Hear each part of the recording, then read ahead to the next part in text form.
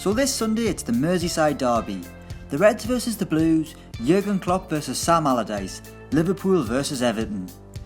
It's been an inconsistent start of the season for Liverpool, while it's been misery at Goodison Park, first under Ronald Koeman and then David Unsworth, so they'll be hoping that new boss Big Sam can put them back on the straight and narrow. The Merseyside derby hasn't been kind to the Toffees in recent years, who haven't beaten their local rivals since October 2010, where a 2-0 victory at Goodison Park gave Everton all 3 points. So let's take a look at who started for Everton that day and where they are now. In goal was Tim Howard. The American stopper, who became best known for his thick AF beard towards the latter years at Goodison Park, was a consistent figure in the Everton goal for almost a decade, only becoming second choice in his final season, with Bobby Martinez favouring Joel Robles. Howard left Everton in the summer of 2016 to return to the MLS, joining Colorado Rapids, where he still is at the age of 38. At right back was Phil Neville. Most people's second favourite Neville brother, little baby Phil, was the Everton skipper and would end his career at Goodison Park in 2013. After retiring, he returned to Old Trafford as part of David Moyes' backroom staff in what was an awful season for Manchester United, a season that ended with Moyes getting the sack and ultimately killing his credibility.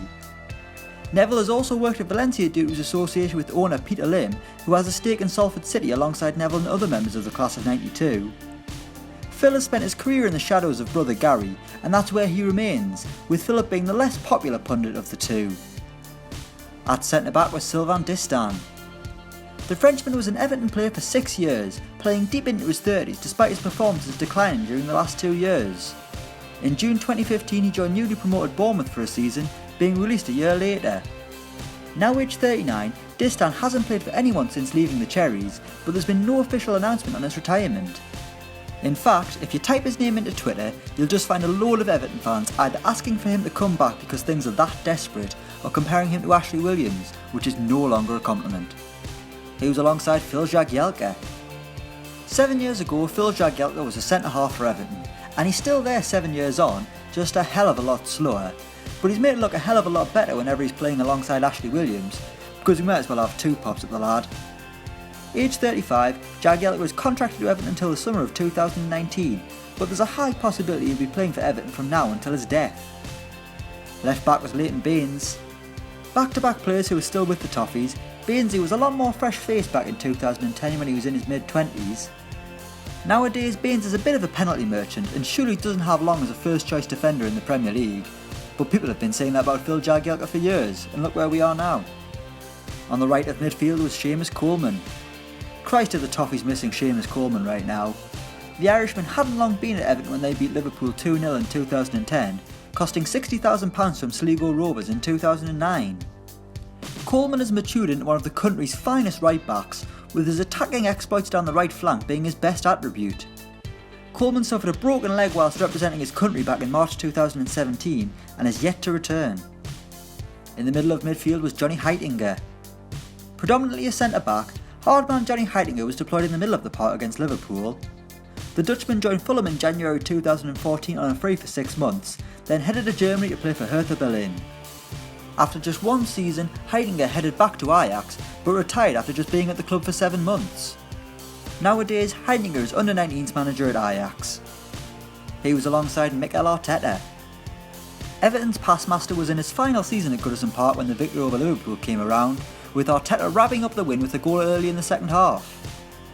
On transfer deadline day in 2011, Arteta headed to Arsenal as the Gunners looked for a replacement for Cesc Fabregas, and Arteta was the best they could do on short notice, costing £10 million. The Spaniard spent 5 seasons at the Emirates and is now a part of Pep Guardiola's coaching staff at Manchester City, which is now his only chance of getting hold of a Premier League winners' medal. On the left flank was Leon Osman. A one-club man as long as you ignore his loan spells at both Carlisle and Derby County, Leon Osman joined Everton back as a kid in 1997 and made more than 400 appearances for the Toffees before he was released in 2016. Osman retired in January of this year, despite being linked with a move to Rangers, as well as no doubt having been offered the chance to join David Moyes on his Everton reunion tour at Sunderland. Next up was Tim Cahill. An Everton hero for 8 years, Tim Cahill opened the scoring against Liverpool on that day in October 2010. Famous for his shadow boxing celebration, Tim Cahill has knocked out more corner flags than Amir Khan's had fights in recent years. In 2012, the Australian joined New York Red Bulls before heading to China in 2015, playing for Shanghai Shenhua and then Hangzhou Greentown. Now aged 38, Cahill has just left Melbourne City and recently got in a bit of bother for doing a sponsored celebration for his country. And up front was Yakubu. An absolute beast on his day, feed the yak and he will score. The Nigerian striker was an Everton player until January 2012, first going on loan to Leicester and then signing for Blackburn that summer. After relegation to the Championship, Yakubu joined Guangzhou R&F, not the good Guangzhou. He had a brief spell in Qatar, then returned to England with Reading. Next it was Kayserispor, who I've probably said wrong, and his final club was Coventry City, where you'll recently seen a video of the yak just standing around doing nothing for a good 2 minutes during a League One game. On the 22nd of November, Yakubu confirmed his retirement from football. So that's the last Everton 11 to beat Liverpool. Let us know what you think the score will be in the Merseyside derby on Sunday in the comments below. Thanks for watching and don't forget to like, share and subscribe.